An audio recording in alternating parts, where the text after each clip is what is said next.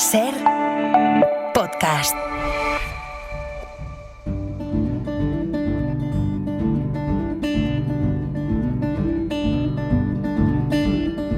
When we were younger, we thought everyone was on our side. Then we grew a little and romanticized the time I saw flowers in your hair. So it takes a boy to live, it takes a man to pretend he was there. Sí, empezar esta sección siempre es como abrir la ventana para que entre el frescor de la naturaleza. Ahora, justo en pleno verano, el tema que hoy nos trae Gaby, aunque sea solo por el nombre, ya es especialmente refrescante, casi diría como para ponernos una chaquetita. Gaby Martínez, buenos días. Hola, muy buenos días. Hombre, chaquetita, sí, bueno, por lo del blanco, ¿no? Por lo de blanco, claro. Por los buenos y blanquísimos, incluso albinos días, que hoy vamos a hablar sobre un individuo bien popular por tener ese color, sí, el blanco. Así que podrás deducir que no se trata de un humano, porque humanos blancos y famosos los hay como por todas partes, a cascoporro, ¿no? Hasta demasiados.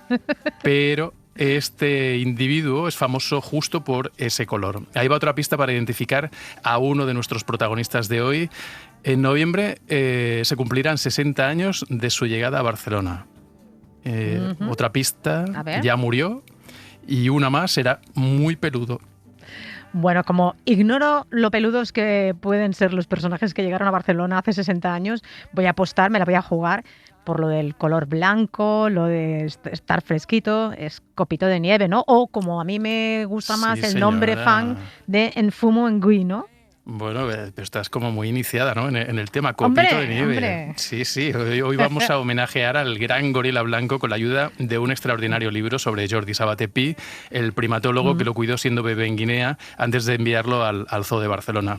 Desde luego que no fue el mejor destino posible, pero es más que probable que Sabaté Pi lo salvara de acabar de una forma más bien trágica, como por ejemplo pues, ser tiroteado por cazadores furtivos. De hecho, el bebé gorila fue rescatado de una matanza. Y sea como sea, aquellos eran otros tiempos, Copito de Nieve destaca como el ejemplo más visible del impresionante trabajo que hizo Sabaté Pi en la Guinea española, la que hoy llamamos Guinea Ecuatorial. Y es que este señor también fue el gran especialista en gorilas de costa, el primero en documentar el proceso de crecimiento de la rana Goliat o el primero en encontrar al primer pájaro indicador de la miel en Guinea, que además fue el tercero o cuarto que se localizaba en el mundo. Sabaté Pi era un crack, que en España es mucho menos conocido de lo que se podría suponer. Pues hoy vamos a hacer un poco de justicia, ¿no? Gaby, vamos a hablar de un libro que cuenta su biografía, se titula Jordi Sabaté Pi, el último naturalista. Lo ha escrito Tony Pou, que lo escribió originalmente en catalán, aunque creo que pronto lo vamos a poder leer en castellano. Bienvenido, Tony Pou. Hola, ¿qué tal? Encantado. Un placer tenerte esta mañana. Oye, y felicidades por la parte que te toca, ¿no? Porque después de tanto tiempo investigando, documentándote y escribiendo sobre Copito de Nieve, también debes sentirlo un poco como tuyo, ¿no? A este aniversario. No sé si como si fuese de la familia, pero desde luego que lo tienes mucho más cercano que el resto, ¿no? ¿Vas a estar de celebración especial por estos 60 años? Bueno, habrá cosas que se van a hacer en Barcelona y la verdad es que sí, que lo siento bastante cercano porque, claro, como tú dices, investigué tanto y leí tantas cartas sobre el tema, ¿no? Pues claro, es una historia que me toca muy de cerca, ¿no? Y aunque es verdad que quizás es un poco anecdótica dentro de la vida de Sabaté Pi, ¿no? Y que él lo veía como un poco, tenía como sentimientos encontrados, ¿no? Porque decía, hombre, sí, es una cosa importante, ¿no? Es un individuo extraordinario porque no se ha visto nunca más, ¿no? Un gorila albino. Pero bueno, yo me lo encontré por casualidad y bueno, lo llevé al Zoo de Barcelona porque era lo que tenía que hacer, ¿no? Dijo. Y eso eclipsó un poco otras cosas más importantes dentro del mundo de la ciencia que había hecho, ¿no? Entonces él lo veía un poco como con estos sentimientos un poco contradictorios. Sí. Pero bueno, al final es evidente que fue un animal emblemático y que bueno, cambió muchas cosas y tuvo su importancia histórica, ¿no? Bueno, y tú formas un poco parte ahora como de la familia de Copito, de alguna manera, ¿no? Te tenemos ahí narrando, contando su historia, la de Sabaté Pri. Hay ilustraciones y fotos estupendas dentro del libro, que está en Guinea con su mujer Nuria Coca y sus 2 hijos. Y esa es otra singularidad que sería muy interesante abordar y quedaría casi para otro libro o para una serie documental. ¿Cómo vivió todo aquello su familia? La mirada de quienes compartieron en Guinea con él. ¿Qué pensabas sobre su familia mientras investigabas? Bueno, y yo lo veía, claro, su mujer estuvo ahí con él siempre dándole apoyo, ¿no?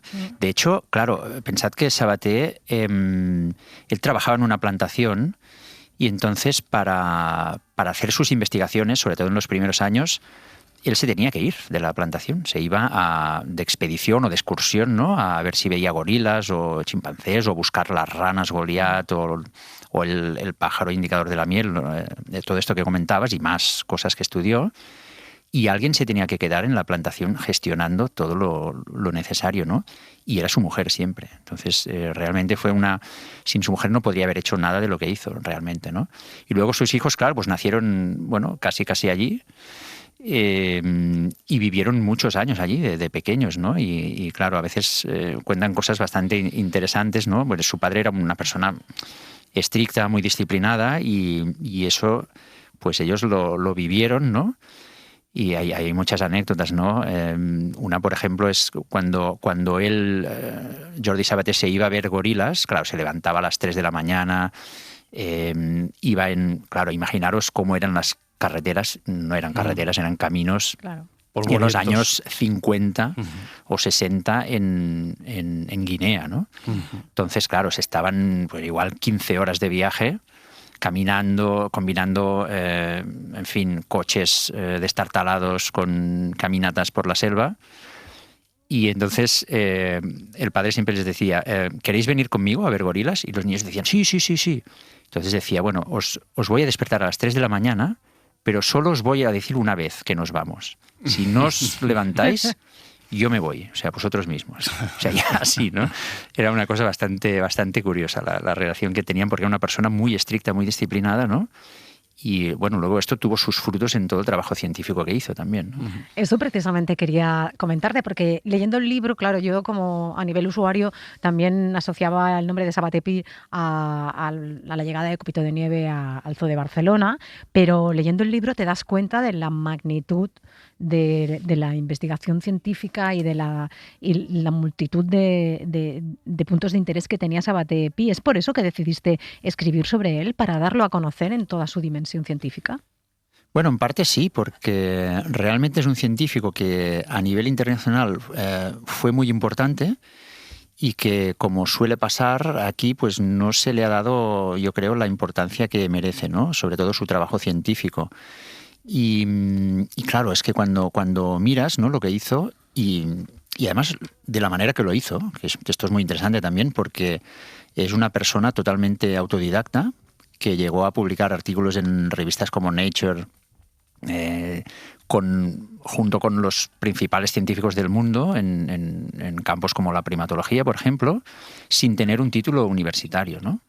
Porque él lo aprendió todo leyendo y yendo al monte a ver animales, ¿no? Y entonces, a partir de aquí, bueno, empezó a contactar con especialistas y tal.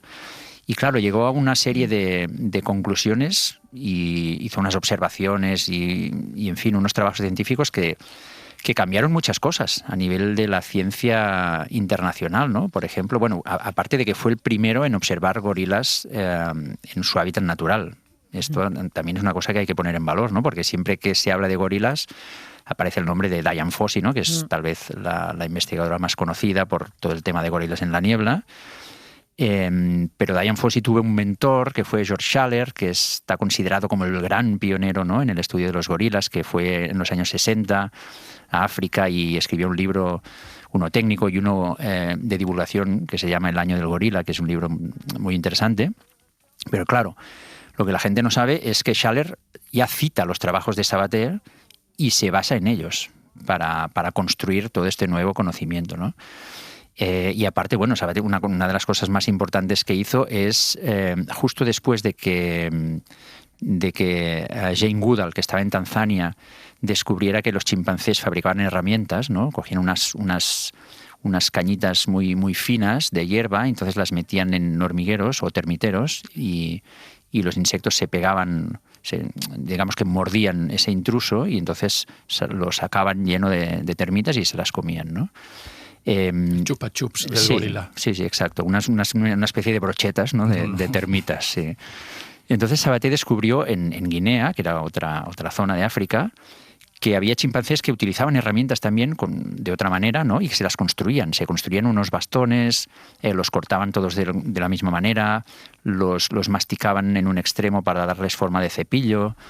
Y esto lo utilizaban también para, de alguna manera, perforar termiteros y sacar insectos, ¿no?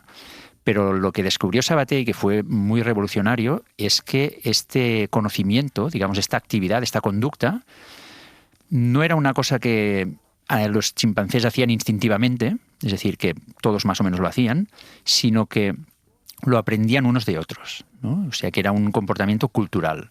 Y eso quería decir que en algún momento a un chimpancé se le había ocurrido hacer eso y los otros lo copiaron, ¿no? Y como eso iba bien, pues se extendió, ¿no? Este comportamiento. Y claro, eso en esos momentos, en los años 60, que los animales tuvieran cultura, pues fue una especie de revolución dentro de todo el mundo científico. ¿Es usted el responsable del rapto de este animal? El contrato de compra, señora.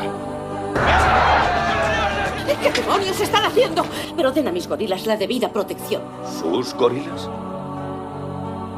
¿Una asesina? ¿Lo he matado yo? Esto no acabará hasta que detengamos a esos asesinos.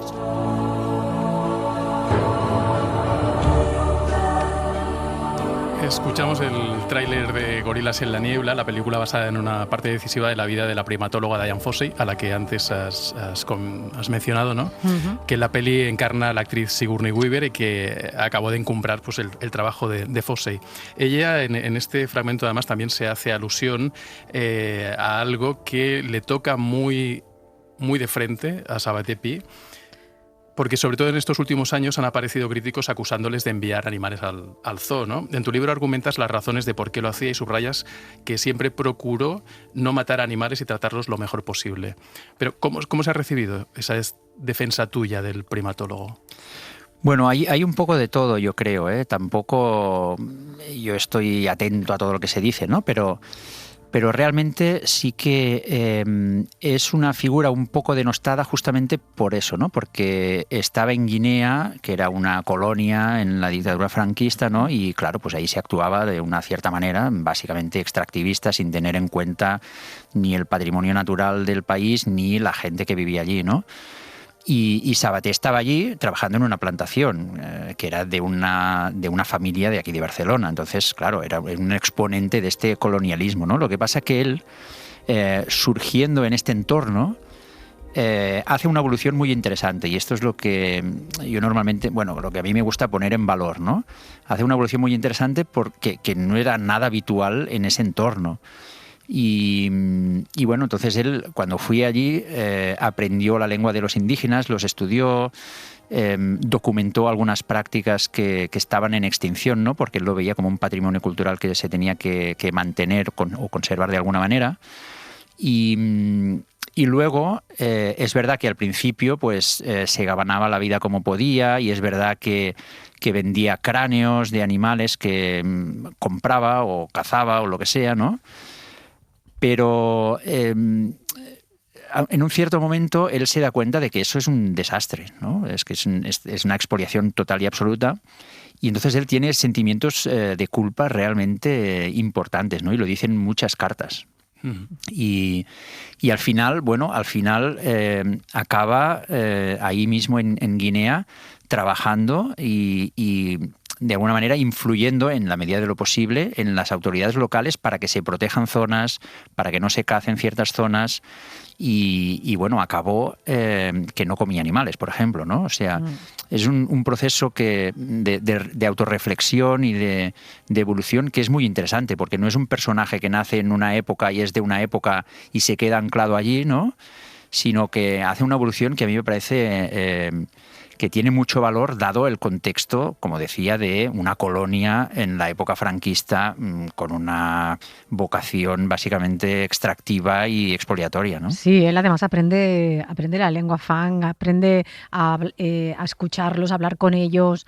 A mí esto también me ha sorprendido mucho y me ha encantado esta parte más de acercamiento a las culturas y me hace pensar que es un gran desconocido y que si vemos la dimensión científica, lo que nos estás contando tú ahora, junto con ese interés etnográfico, ¿no? Que incluso corregía a antropólogos que a finales del 19, principios del 20, habían escrito libros que eran referentes de la antropología de esas tribus, de esos pueblos, ¿no? Y me extraña que no se haya escrito o que se hayan hecho películas o no sé, todo tipo de productos culturales para glosar a esta figura, ¿no? Como Sabaté Pi. Sí, es curioso, no sé, yo creo que hay sitios en los que saben, bueno, distinguir un poco mejor, ¿no? El contexto histórico del individuo, y aquí igual nos cuesta más.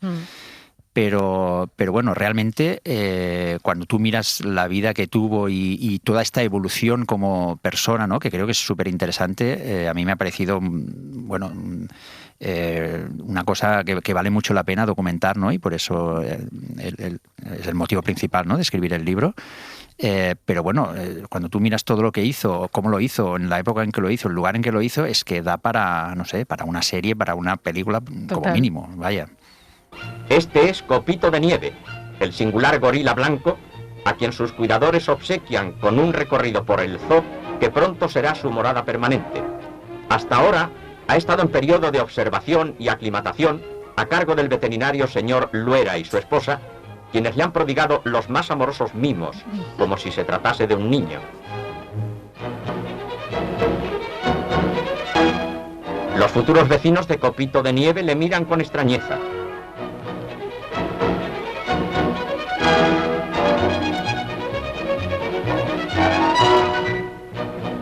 El matrimonio Luera, en compañía de algunos funcionarios del zoo, conducen al gorilita hasta el despacho oficial del alcalde para cumplir un deber de cortesía. Este es el sonido del nodo anunciando la llegada de Copito de Nieve a Barcelona. En las imágenes se ve, aquí no las podemos ver, claro, es la radio, pero en las imágenes se ve, como diría el locutor, al gorilita subiendo las escaleras del ayuntamiento a pie. El reportaje se emitió en abril de 1967, así que nuestro querido albino llevaba 5 meses en Barcelona y por eso el locutor le llama así, Copito de Nieve, porque un mes antes lo llamaban de otra manera, en Fumoengui. La anécdota de por qué hoy llamamos a aquel gorilita Copito de Nieve, yo creo que es bastante imperdible y tiene que ver con unos reporteros de National Geographic. ¿Nos la cuentas, Tony?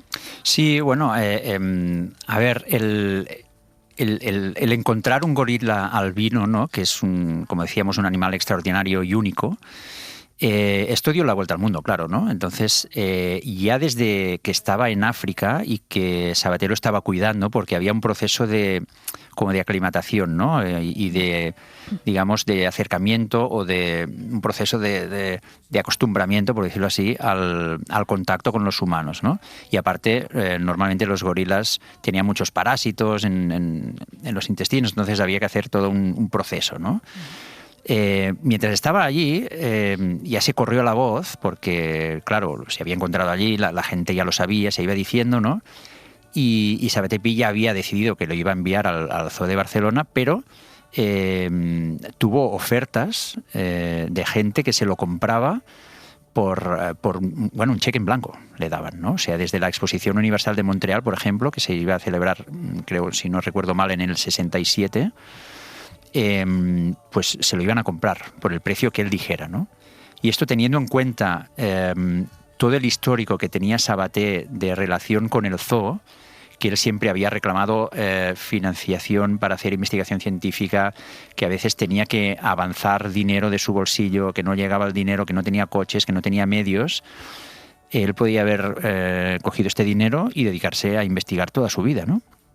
Pero pensó que este animal tenía que estar en el Zoo de Barcelona y lo envió allí, ¿no? Pero claro, todo esto le dio una notoriedad internacional que hizo que National Geographic, la revista, pues se interesara por el tema y hiciera un reportaje, ¿no? sobre sobre el copito de nieve.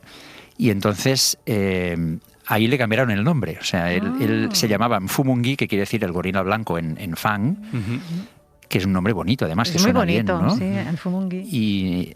Y entonces le llamaron Snowflake en inglés, ¿no? Ay, yo no sé, yo pensaba que habían sido los niños votando. Y lo copiamos y lo traducimos, ¿no? En lugar de mantener el nombre original. Bueno, sí. Sí. O sea, es que fíjate, esto ya te lo digo, yo sé que tú eres investigador, eres físico, profesor universitario, divulgador científico, y apelo a ese divulgador científico con todo esto que nos estás contando. Estamos hablando de un primatólogo de primera categoría que además hizo estudios de antropología también, que bueno, pues que fue un científico de primer rango y siempre me parece, estamos hablando incluso de una historia al que pusieron nombre a este personaje, gente de unos periodistas norteamericanos, y me parece como un símbolo de que en España las investigaciones propias o los investigadores propios se quedan como eclipsados, ¿no? Somos demasiado anglodependientes, ¿no? Todavía. Sí, no nos lo creemos, ¿no? O sea, es verdad que, a ver, a nivel científico no estamos al nivel de sitios como Estados Unidos, aunque bueno, ahora es otra cosa, ¿no? Pero bueno, la ciencia ha evolucionado mucho en positivo aquí, ¿no? Y además ha habido gente que ha sentado las bases de muchas disciplinas y muchas escuelas, ¿no? Por ejemplo, Sabaté-Pi pues, fue el introductor de la etología, que es el estudio de la conducta animal aquí en España, ¿no? Desde la Universidad de Barcelona. Y luego hay otros personajes, ¿no? Como Ramón Margalef, por ejemplo, que es un ecólogo absolutamente fundamental para entender toda la ciencia de la ecología en el siglo XX y todo lo que se está haciendo en el XXI. Pero tú vas por la calle y preguntas si alguien conoce a Ramón Margalef y seguramente nadie lo conoce, ¿no? Ramón y Cajal ya suena más, bueno, hay otros que sí que suenan porque se les ha dado más presencia mediática, pero hay muchos científicos de estos que fueron pioneros, que establecieron un campo y crearon una escuela realmente que está todavía hoy seguida por muchos profesores universitarios, por muchos investigadores jóvenes, y que hicieron aportaciones súper valiosas a nivel internacional y bueno, y no los conocemos, ¿no? Y esto nos lo tendríamos que hacer mirar un poco, ¿no? Porque bueno, al final tenemos un cierto valor científico y la investigación cada día es más potente aquí y viene de donde viene, ¿no? Viene en gran parte o en mucha medida de gente como esta, ¿no? Que ha trabajado para crear esta base de conocimiento y de escuela, ¿no? Y esto lo tendríamos que reconocer un poco más. Bueno, Margalef y Sabaté-Pi están mirando como a la ecología, a la naturaleza. Eso igual también ayuda a que cueste aún más, ¿no? Darles visibilidad. Tu biografía es extensa, es un libro grande. Y pero precioso, no con unas parece, ilustraciones maravillosas. pero que se lee, o sea, realmente tiene un punto entre la biografía y casi la novela a veces, ¿no? Esta es una pregunta que te la hacemos al final, aunque la podríamos haber hecho al principio. ¿Cuánto tiempo te ha ocupado y si en esos momentos de escritura y de investigación hubo algún instante en estos que dijiste, bueno, ¿cómo es esto? Esta sorpresa que ahora nos estamos llevando, ¿no? De esto, es decir, ¿cómo es posible que no se proyecte esta figura muchísimo más? Mientras investigabas, ¿hubo algún momento de estos que dijiste, vaya, ¿cómo puede ser esto, no? Sí, muchos, porque, a ver, yo conocía a Sabaté-Pi, pero lo conocía un poco más que tal vez el público general, ¿no? Porque yo me dedico a esto de la ciencia y entonces sí que lo tenía un poco en mi radar. Pero claro, cuando empecé a investigar a fondo y a leer las cartas y toda la documentación que hay sobre él, me impresionaron muchas cosas, ¿no? O sea, hay una más, ¿no? Que no hemos comentado, pero es que en un cierto momento, en los años 60, hubo un programa de investigación muy potente que estaba promovido por un paleoantropólogo, Louis Leakey, que era muy famoso entonces, ¿no? Y él quería estudiar la evolución humana, o sea, cómo habíamos pasado o sea, cómo nuestros antepasados, que no eran Homo sapiens, habían evolucionado hasta llegar a nosotros, ¿no? Y entonces lo quería hacer estudiando los grandes simios, que son más cercanos a estos antepasados nuestros, ¿no? Y entonces, desde varias universidades de Estados Unidos y con financiación de la National Geographic también y varios organismos internacionales, se montó un proyecto enorme de investigación en el cual había 3 patas, ¿no? Una era Dian Fossey estudiando los gorilas en Ruanda. La otra era Jane Goodall estudiando los chimpancés en Tanzania. Y la tercera pata de este macroproyecto internacional era Jordi Sabaté-Pi estudiando los gorilas en Guinea. O sea, estaba a este nivel, ¿no? Sí, y esto, pues no se sabe tampoco, ¿no? Yo no lo sabía cuando empecé a investigar y cuando lo descubrí me pareció espectacular. El título ya lo tenemos, la tercera pata del es gorila. Es increíble. Exacto, Sí. buenísimo. Oye, Sí, pues sí. muchísimas gracias, Tony Pou, por ayudarnos a celebrar mejor este aniversario de Copito de Nieve, pero todavía mucho más por reivindicar la figura de un grandísimo científico de nuestra casa, digamos, de nuestra cantera, como es Jordi Sabaté-Pi, y seguro que quienes se acerquen a tu libro descubrirán esto que has contado ahora, es tan sorprendente y muchas otras cosas más, y la faceta humana. A mí me quedo con ese gesto que hacía a veces como meditativo al hablar y que imitaba un poco el gesto que tenía Copito de Nieve también cuando lo ibas a ver al Zoo de Barcelona. Tony, muchas gracias. Gracias a vosotros, encantado. Gracias, Gaby. Hasta la semana que viene. Hasta la semana que viene. Un Cambiaremos beso. de color. Venga, un beso. Chao. Chao.